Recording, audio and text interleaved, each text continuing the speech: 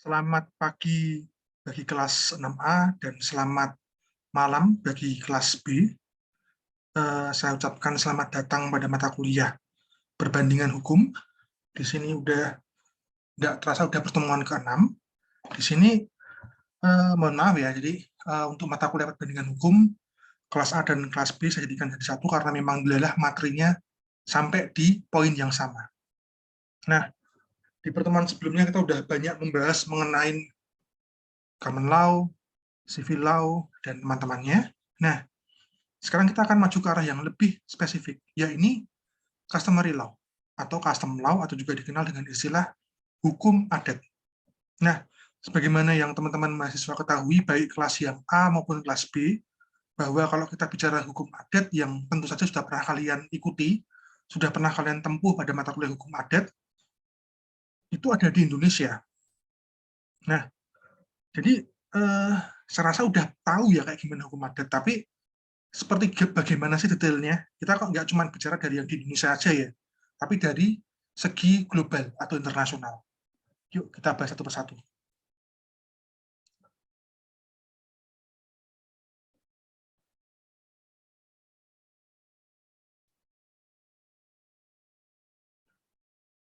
Oke. Nah, langsung aja di sini ya. Jadi custom law atau customary law atau hukum adat, simpelnya adalah pola perilaku terus diulang dan dapat diverifikasi secara objektif bahwa ia benar-benar ada di dalam suatu lingkungan sosial tertentu, sehingga terhadap suatu pelanggarannya tadi dapat dilakukan gugatan untuk membela apa yang oleh hukum tersebut dianggap benar. Nah, jadi di sini ada dua poin penting ya. Hukum adat ini baru diakui sebagai hukum adat ketika dia ada dua hal yang harus ketika dia sudah memenuhi dua hal. Yang pertama, ini merupakan suatu praktik atau suatu hal tertentu yang wajib dipatuhi, ya. Ada kata wajib di sini, dan juga para pelaku yang bersangkutan itu sudah secara terang-terangan menganggap hal tersebut sebagai hukum, atau bahasa kerennya adalah opinio juris. Ya, para pihak menganggap itu sebagai sebuah hukum yang lumrah harus dipatuhi. Jadi, custom law di sini, baik para pihak itu mengakui bahwa hukum tadi memang benar-benar ada. Nah, ini saya ambil contoh ya yang mungkin bisa membedakan. Yang pertama harus kalian ketahui adalah apa? Kalian harus bisa membedakan mana yang termasuk hukum adat, mana yang termasuk tradisi. Ini berbeda. Dan ini poin penting yang membedakan apakah dia itu merupakan hukum atau dia merupakan tradisi semata. Ya. Nah, ceritanya customary law ini berawal dari pemikiran seseorang bernama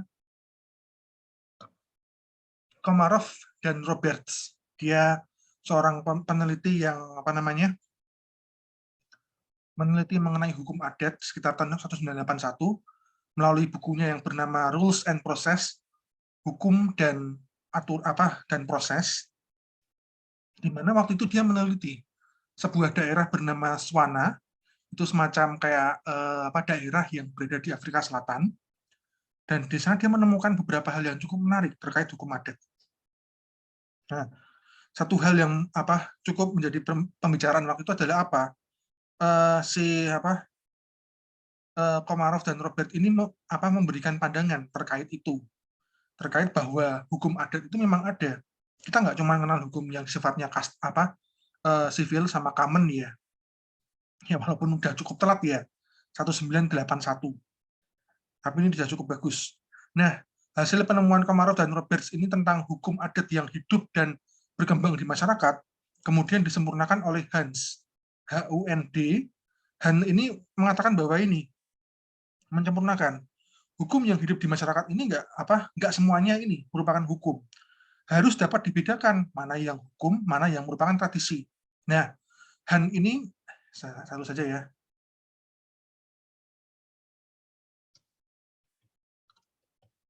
Nah, oleh Han Si Han ini dia menganggap fakta bahwa yang membedakan antara hukum adat dan tradisi adalah apa? Dia merupakan satu set yang wajib dipatuhi. Ini yang membedakan dengan tradisi. Nah, wajib dipatuhi di sini ada 2 poin penting ya kalau kita bicara mengenai hukum. Kalau wajib dipatuhi, tandanya apa? Kalau misalnya dia tidak melakukan hal tersebut, maka akan ada akan ada hukuman yang dibebankan pada orang yang melanggarnya. Kita ambil contoh ya. Kalau tradisi saya rasa semua orang ngerti ya. Nah, misalnya kalian pulang kampung, ya, terus kemudian lelah tahun ini nggak bisa pulang kampung karena pandemi misalnya, itu tradisi. Silahkan. Tidak kalian lakukan pun tidak apa-apa. Cuman barangkali nanti akan ada sanksi-sanksi yang sifatnya mungkin informal ya.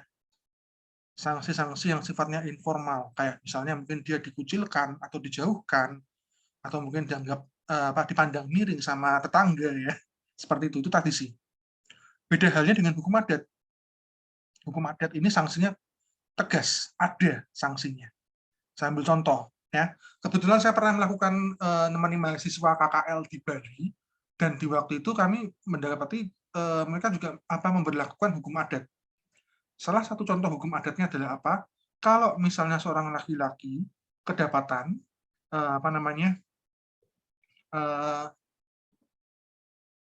melakukan perzinahan, seorang laki-laki dan seorang perempuan kedapatan melakukan perzinahan, yakni hubungan di luar perkawinan, di mana jadi salah satu pihak atau kedua belah pihak ini terikat pada perkawinan tapi dengan orang yang lain, dia harus melakukan hubungan ini, perzinahan, ada hukumannya. Hukumannya berupa alienasi atau pengucilan. Nah, 2 orang tadi ini dipaksa untuk menempati, dipindahkan ya secara paksa ke rumah yang posisinya agak terpencil, jauh dari penduduk lainnya. Jadi ada sanksi sosial di sini. Bukan kayak beberapa tradisi yang mungkin pernah kalian lihat di masyarakat Jawa Tengah dan Jawa Timur, di mana ketika seseorang melakukan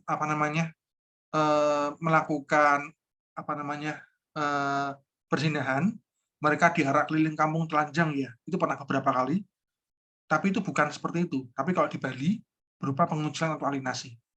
Di beberapa daerah lain juga sama. Ini hukum adat.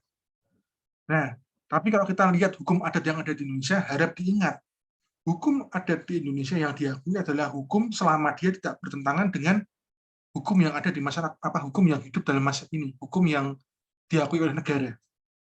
Negara kita mengakui ada 4 jenis hukuman. Hukuman mati, penjara, kurungan, sama denda. Ya 4 hukuman itu aja yang diakui sama negara. Di sini berarti negara tidak mengakui dan tidak memperbolehkan masyarakat hukum adat untuk menegakkan hukum-hukum yang sifatnya pidana seperti ini. Ya. Kecuali hukuman-hukuman itu bersifat informal, seperti memaksa orang yang melakukan perbuatan pelanggaran hukum adat tadi nyapu jalan misalnya, ataupun mungkin misalnya disuruh dihukum membersihkan pusaka misalnya, dan macam-macam. Hukuman-hukuman ini memang tidak termasuk dalam hukuman yang diakui negara, tapi dia tidak bertentangan dengan hukum yang sifatnya negara. Karena kalau kita bicara mengenai hukum yang kayak misalnya dia diarak keliling kampung dalam keadaan telanjang, ya itu melanggar undang-undang porno aksi ya. Saya lagi mohon maaf, melanggar undang-undang porno aksi dan banyak undang-undang lainnya. Oke, berarti seperti itu. Next ya. Nah, satu hal yang menarik dari customary law atau hukum adat ini adalah yang nggak sebagaimana orang tahu ya. Kalau kalian bicara mengenai hukum adat yang kalian pelajari, mungkin kalian akan akrab dengan hukum adat yang ada di Indonesia. Padahal pada faktanya kalau kita bicara mengenai hukum adat, itu nggak cuma Indonesia, tapi juga internasional. Nah, Han, dia beranggapan seperti ini, bahwa kalau kita bicara mengenai hukum adat, itu nggak cuma yang ranahnya lokal, tapi juga internasional. Kenapa? Karena kalau kita bicara mengenai hukum adat dalam ranah internasional, ya custom law itu memang malah bisa dibilang sebagai sumber utama dalam hukum internasional. Nah, Kenapa bisa seperti itu? Karena kalau kita bicara mengenai hukum nasional, itu adalah hukum yang di-enforce atau dipaksakan oleh pemerintah pada rakyatnya. Beda halnya dengan hukum internasional, karena tidak ada lagi apa namanya eksistensi yang lebih tinggi daripada negara. Negara itu ya apa kedaulatan tertinggi, nggak ada yang lebih tinggi. Makanya segala urusan, segala permasalahan diselesaikan dengan cara ini custom atau adat, bukan adat yang nggak kalian bayangkan pakai hukum adat yang apa bersuku-suku gitu ya enggak, tapi eh, hal-hal yang oleh pada umumnya secara manusiawi dianggap apa namanya sebagai hal yang wajar. Oke, nah ini dikenal juga dengan istilah hostis humani generis. Harap ingat, jadi suatu hal yang oleh manusia secara kebanyakan dianggap sebagai suatu hal yang wajar dan tidak boleh dilakukan misalnya, atau harus dilakukan. Contohnya, piracy atau perompakan, slavery atau perbudakan, genocide atau pemusnahan etnis atau golongan tertentu, itu genocide. Nah, jadi berbeda dengan yang sifatnya lokal seperti adat istiadat, maaf, hukum yang hidup di masyarakat ya.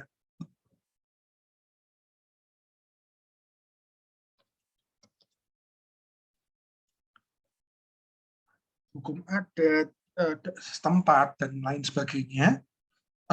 Kalau kita bicara mengenai internasional, ya ini yang sifatnya hostis humani generis atau hukum yang oleh manusia kebanyakan, sebagian besar manusia, itu dianggap sebagai hal yang wajar. Contohnya nggak boleh bunuh orang, nggak boleh merampas kemerdekaan orang, dan lain-lain.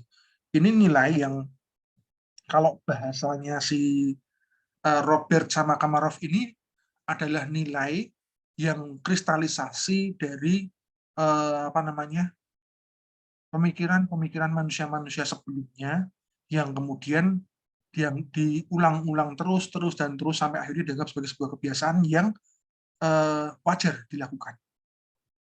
Oke, nah sekarang seperti itu. Sekarang kita lanjut ya.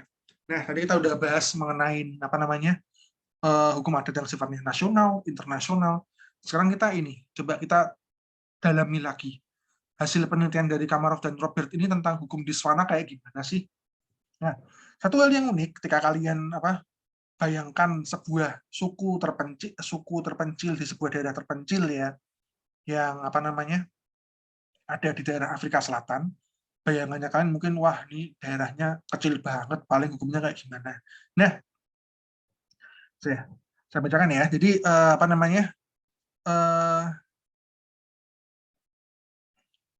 sistem hukumnya yang ada di Swana ini sifatnya adalah civil law, ya.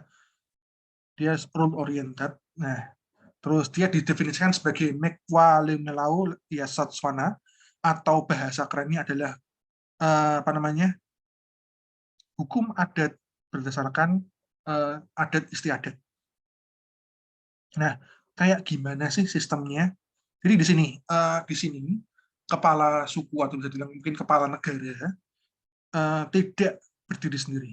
Dia memiliki kayak semacam parlemen ya, kayak semacam lembaga yang tugasnya itu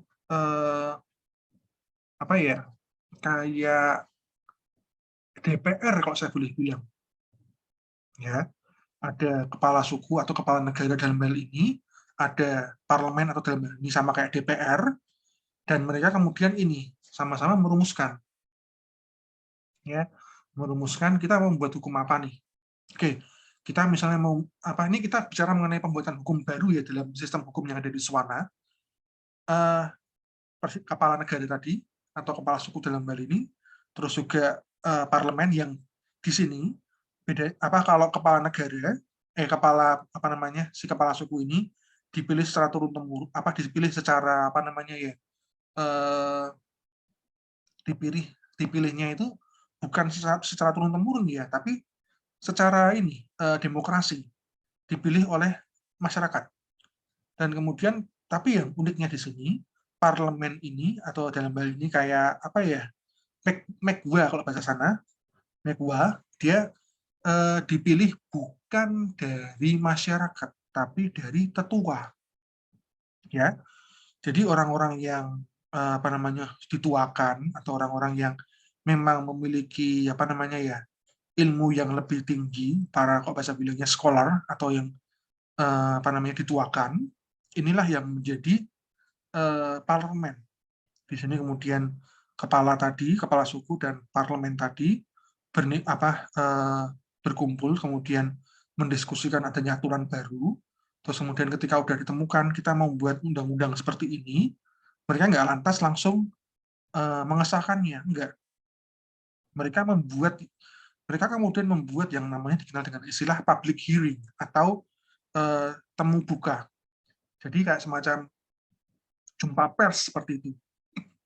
Misalnya nih, saya kepala suku atau kepala negara dalam hal ini, saya ingin membuat aturan terkait kenaikan pajak misalnya, ya, kenaikan PPh. Wah, negara kita kayak udah mulai kacau nih. Negara kita udah mulai pemasukan negara kurang. Kita harus menaikkan pajak penghasilan.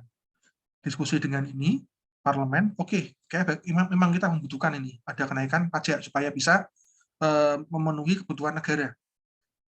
Nah, mereka nggak lantas langsung menolakkan itu. Mereka membuat yang namanya public hearing atau jumpa pers. Dia kemudian membuat pengumuman pada masyarakat kebanyakan, kita mau membuat hukum ini. Bagaimana? Kalau misalnya masyarakat setuju, baru disahkan. Nah, konsep ini sebenarnya sudah ada di negara-negara modern seperti Indonesia juga, ya. Nah, ini kemudian kita kalau bandingkan dengan Indonesia sama, ya. Indonesia kepala negara dalam hal ini presiden dalam membuat hukum kerjasama dengan parlemen, terus dalam hal ini DPR ya, mohon maaf, presiden DPR nggak undang-undang. Nah, cuman di sini tidak diperlukan adanya public hearing. Kenapa? Karena ketika presiden dan DPR tadi setuju, sahkan, keluarin undang-undang, kemudian warga negara memiliki waktu hingga 1 tahun untuk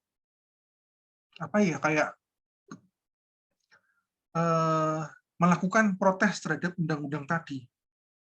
Inilah fungsi dari MK atau Mahkamah Konstitusi. Dia fungsinya apa? Ketika ada masyarakat yang nggak suka dengan undang-undang tadi, dianggap ini bertentangan dengan undang-undang dasar, dapat diajukan uji material ke MK. Jadi konsepnya itu bukan pencegahan, tapi rehabilitasi kalau saya bilang. Maksudnya gimana? Kalau pencegahan dalam hal ini presiden dan DPR dalam membuat undang-undang nggak setiap kali membuat mereka harus konsultasi ke masyarakat dalam membuat jumpa pers, karena saya yakin masyarakat Indonesia itu banyak banget yang dimana kalau misalnya sampai dibuat jumpa pers setiap kali ada pembuatan undang-undang, negara akan rugi besar, duitnya gede. Kita bukan negara kecil seperti Swana ya, kita negara besar dengan jumlah penduduk yang hampir puluhan juta seperti itu. Nah, maka dari itu dibuatlah sistem tadi. Inilah gunanya MK. Jadi kita negara dalam hal ini pemerintahan tidak jemput boleh, tapi nerima boleh. Ya, negara nggak proaktif, tapi di sini negara hanya posisinya sebagai ini. Kalau kamu protes silakan ajukan seperti itu. Nah, lanjut ya. Terus itu hukum yang ada di Swana. Terus kaitannya dengan sistem hukum lainnya gimana? Nah, saya nggak akan bicara panjang lebar, tapi yang jelas penelitian dari Komarov dan Roberts ini membuka pandangan para peneliti hukum di seluruh dunia. Dalam artian apa? Mereka kemudian nyadar bahwa pada dasarnya kalau kita lihat ya, hukum yang sifatnya sivil, hukum yang sifatnya common, podo, berasal dari hukum adat atau customary law. Kita lihatlah, dulu saya pernah bahas, mungkin masih ingat, di hukum yang sifatnya sivil, itu kodifikasi dari hukum-hukum yang ada sebelumnya. Dari mana hukum-hukum yang ada sebelumnya itu? Ya dari custom atau adat kebiasaan. Civil law ya, Burgerlich Wetbook yang kalian pegang itu, KUHP itu juga merupakan hukum adat yang sudah terkodifikasi hingga ribuan tahun lamanya. Dia merupakan kulminasi atau kayak semacam intisari dari masyarakat-masyarakat yang menjadi dasar dari hukum itu dibuat. Ya, Romano-Germanic ya, Romano-Germanic law. Jadi hukum civil law itu Romano-Germanic law dari masyarakat Romawi sama Germany, kemudian nyebar sampai sekarang di Belanda, terus kemudian disebarkan ke Indonesia. Itu. Tapi kalau kita runut sama, dia konsepnya hampir sama. Di sini menunjukkan bahwa apa? Kok bisa ya hukum Swana yang merupakan hukum adat yang jauh dari pengaruh hukum-hukum lainnya yang bahkan mungkin nggak tahu istilah common law apa, civil law apa, tapi memiliki konsep yang sama di sini. Makanya Zihan itu menganggap bahwa hukum pada dasarnya kelak suatu saat pasti akan mencapai suatu nilai yang sifatnya universal. Keren ya. Jadi inilah tujuan dan fungsi utama dari perbandingan hukum, bahwa hukum itu nanti kelak suatu saat ya, pada dasarnya hukum itu pada dasarnya nanti akan terus berevolusi sampai akhirnya dia akan mencapai sebuah titik di mana nanti semua hukum itu akan sama.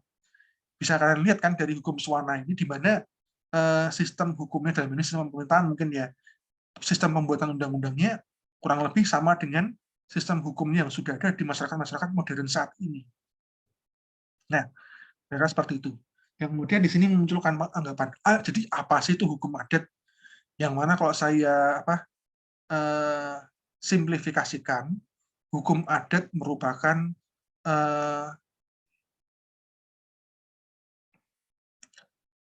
hukum yang hidup dalam masyarakat, ya, yang dimana dia merupakan suatu set aturan, ya, tentang apa yang boleh dan apa yang tidak boleh dilakukan, di mana kalau misalnya ada orang yang melanggar, orang atau badan hukum yang melanggar tadi, dia akan dihukum berdasarkan ketentuan dalam hukum adat tadi. Simpelnya seperti itu. Cuman yang membedakannya dengan hukum nasional adalah apa? Kebanyakan hukum yang sifatnya custom ini tidak tertulis, atau mungkin ya dari mulut ke mulut seperti itu. Ya, kira-kira seperti itu yang hukum customary law. Oke. Sampai di sini ada pertanyaan. Kalau misalnya ada pertanyaan, silakan ajukan di grup WA. Oke. Nah, kira-kira seperti itu.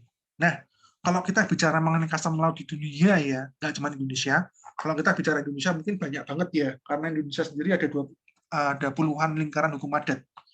Tapi kalau kita bicara secara dunia, ada ya, adat ini merujuk pada Nusantara atau Malais. Jadi masyarakat Melayu, termasuk Indonesia ya, Indonesia itu Melayu. Nah, istilahnya adalah adat. Terus England juga dengan Anglo-Saxon law-nya, civil law itu dikatakan juga sebagai bentuk custom law. Betul juga dengan kalau common law itu dia enggak ya. Kalau saya boleh bilang common law itu juga sama kayaknya, karena dia juga kan putusan hakim sebelumnya. Jadi kayak kebiasaan-kebiasaan yang lama yang kemudian tetap diterapkan hingga saat ini seperti itu.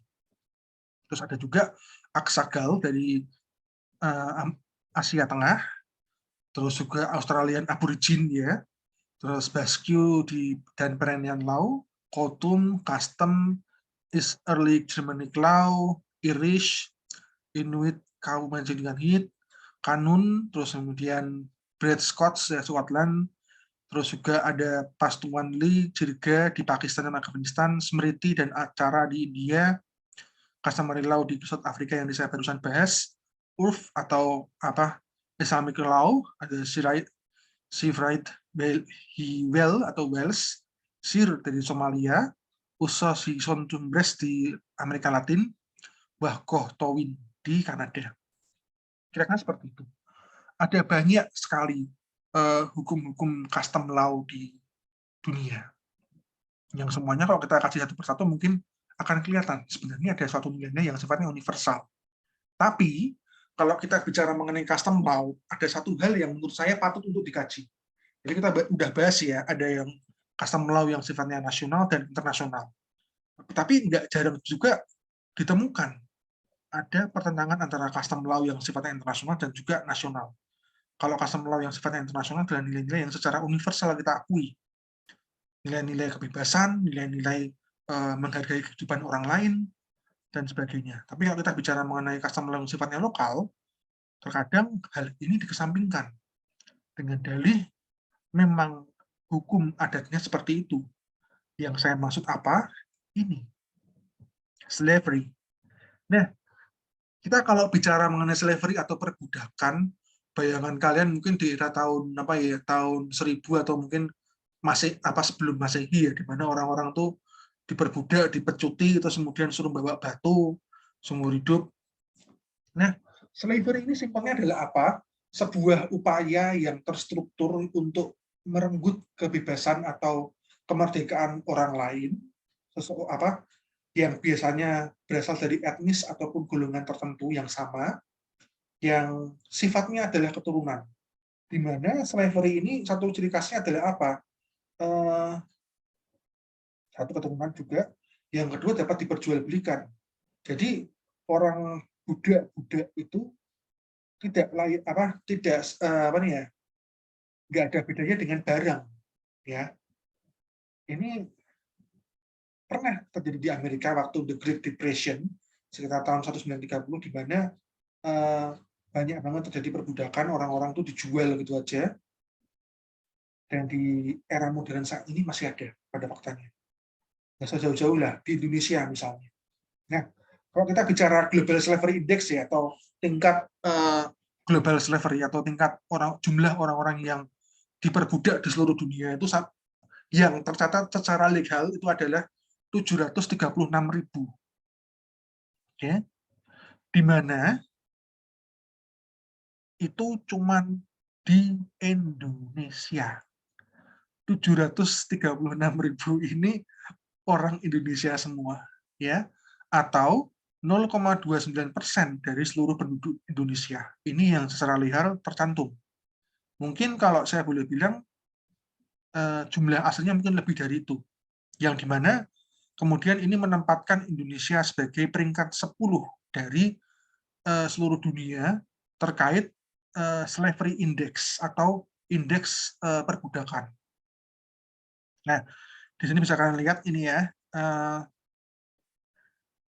Ini gambarnya. Jadi kalau kalian bayangkan slavery nggak kayak dulu ya. Kalau sekarang slavery ini lebih ke arah perbudakan dalam hal misalnya perikanan atau juga eksploitasi anak. Oke, kalau kalian lihatlah satu hal yang sederhana. Ketika kalian di lampu merah ada anak kecil yang digendong sama ibu-ibu yang kemudian mesti setiap kali minta-minta selalu nangis anak kecilnya.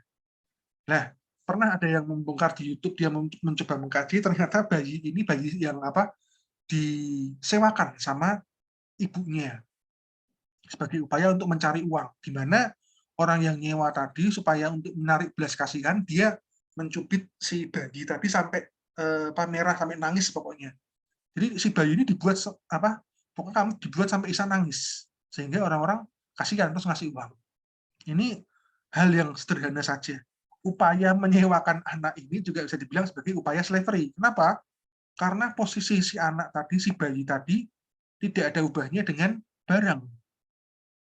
Ini di Indonesia. Dan saya yakin tidak termasuk ke dalam 736.000 orang ini. Oke. Nah, sekarang yang termasuk dalam 736.000 orang ini kayak apa? Ada contohnya, ya. Contoh yang paling kelihatan mungkin pas mana ya? Oke. Mungkin ada yang pernah dengar di tahun 2015 ini ada kasus ya tentang sebuah perusahaan perikanan yang namanya Pusaka Benjina Resource. Ini di sekitar daerah Indonesia Timur. Nah, di sini terjadi praktik perbudakan, di mana orang-orang yang kerja di sana itu dipaksa menandatangani kontrak, ya, diiming-imingi gaji yang besar. Ketika masuk, mereka dipaksa untuk menandatangani kontrak dengan pekerjaan hingga 22 jam per hari, ya. Artinya cuma punya istirahat 2 jam tok ya dalam sehari. Terus di sini jumlahnya yang berhasil dikeruk dari orang Indonesia itu ada sekitar 2.000 orang. Itu kasus tahun 2015. Jadi mereka entah mungkin karena dia nggak tahu atau gimana, dipasang suruh tanda tangan kontrak, kemudian isinya ya mengatakan bahwa dia bebas diapa-apain dengan imbalan uang tertentu untuk ikut serta dalam ini perikanannya ini si perusahaan tadi. Terus jam kerjanya 22 jam, dan klausul-klausul ini banyak yang sifatnya udah strict perbudakan. Tidak mengenal overtime karena jam kerja 22 jam. Dan kasus ini viralnya kenapa? Karena waktu itu ada beberapa ABK, 8 orang ABK ya tepatnya, yang sakit karena kecapean, meninggal, terus ya udah dibuang tengah laut. Di tengah samudra ya. Di tengah samudra ditemu orang, terus kesaksian dari ABK-ABK lainnya akhirnya terungkap semua. Ini kasusnya seperti itu, ya. Dan kayaknya udah ada upaya yang dilakukan untuk perusahaan perikanan tadi, tapi ya itu tadi, mati satu tumbuh 1000. Masih sampai sekarang masih ada. Dan biasanya mereka mengincar daerah-daerah yang berada di Indonesia bagian timur, di mana mohon maaf, di sana tingkat pendidikannya cukup rendah, makanya banyak orang gampang tertipu di sana. Dan hal ini masih banyak terjadi di Indonesia. Oke, nah kira-kira seperti itu. Kira-kira seperti itu ya untuk kita pertemuan hari ini. Saya cukup membahas mengenai secara panjang lebar terkait customary law, di mana di sini saya ngambil contoh kasus yang cukup menarik untuk kita kaji, yaitu slavery. Nah, satu hal yang cukup menarik adalah di Indonesia ini sampai sekarang belum mau meratifikasi instrumen internasional terkait slavery atau perbudakan. Artinya Indonesia belum berani untuk memberantas perbudakan di Indonesia. Dengan dalih memang kalau kita bicara ya, mungkin di Indonesia bagian sini belum ada. Saya masih ingat dulu, dia sering cerita. Satu hal dari perbudakan itu adalah apa? Kemerdekaan yang dirampas itu bukan kemerdekaan untuk dalam segi hal fisik ya, tapi juga dari segi mental. Kenapa? Nah, kebetulan saya waktu itu S1, ada teman saya yang orang NTB, di sana dia cerita, dia tuh punya budak di sana. Budak yang sifatnya turun-temurun. Budak itu kayak gimana sih? Jadi mereka itu sejak dari awal dididik bukan sebagai manusia pada utuhnya, tapi sebagai pelayan dari majikannya atau pemiliknya dia. Dia hanya boleh makan dari sisa dari majikannya, terus juga tidak mendapatkan uang, terus juga dia harus patuh sama seluruh keinginan dari majikannya, walaupun dalam hal ini ya nggak sampai mati kayaknya ya, bukan sampai nyawanya nggak berharga ya, karena memang di sana masih mengakui adanya hak-hak asasi manusia walaupun dalam lingkup yang masih kecil banget. Tapi pada faktanya kalau kalian ada waktu mainlah ke Indonesia bagian timur. Di sana selain kasusnya yang pelayaran tadi, perikanan tadi, kasus-kasus perbudakan yang sudah ada sejak zaman dulu masih marak di sana. Orang-orang itu budak. Bahkan teman saya pernah cerita dulu, dia budaknya itu sempat dapat tawaran dari pemerintahan Indonesia untuk dimerdekakan. Jadi dibayar untuk merdeka. Tapi ketika mereka merdeka malah bingung mau ngapain. Karena selama ini hanya bisa menjadi pelayan bagi majikannya. Akhirnya dengan sukarela balik lagi jadi budak. Maka saya bilang tadi, ini lebih ke arah kemerdekaan pikiran yang tentunya nggak akan bisa selesai dalam 1 atau 2 generasi. Seperti itu. Nah, berkaitan dengan hal ini, saya minta pendapat kalian. Menurut pandangan kalian itu, apakah perbudakan itu, bagaimana pandangan kalian tentang praktik perbudakan di Indonesia? Bisakah dia dihilangkan dari kebudayaan Indonesia, ataukah kalian setuju dengan praktik perbudakan di Indonesia, karena itu memang sudah mendarah daging dalam sistem hukum adat di Indonesia saat ini, terutama di daerah Indonesia bagian timur ya. Oke, saya rasa itu aja untuk yang saya tadi ya, praktik perbudakan tadi. Saya akan share untuk absensinya. Oke, ini absensinya. Silahkan kalian ketik secara manual untuk kemudian kalian isi. Batas waktunya cukup lama, yakni sampai jam 23.59. Oke, nah saya rasa demikian untuk perkuliahan hari ini. Silahkan kalian kaji secara mendalam terkait materi-materi yang sudah saya berikan hari ini. Semoga bermanfaat. Terus, bila ada pertanyaan ataupun hal-hal yang ingin kalian kaji secara lebih mendalam, silahkan jangan ragu tanyakan di grup WA. Oke, saya rasa demikian untuk perkuliahan hari ini. Saya mohon maaf yang sebesar-besarnya kalau ada kesalahan kata-kata ataupun teknis yang kurang berkenan. Sampai jumpa minggu depan. Selamat berpuasa bagi yang menjalankan. Wassalamualaikum warahmatullahi wabarakatuh.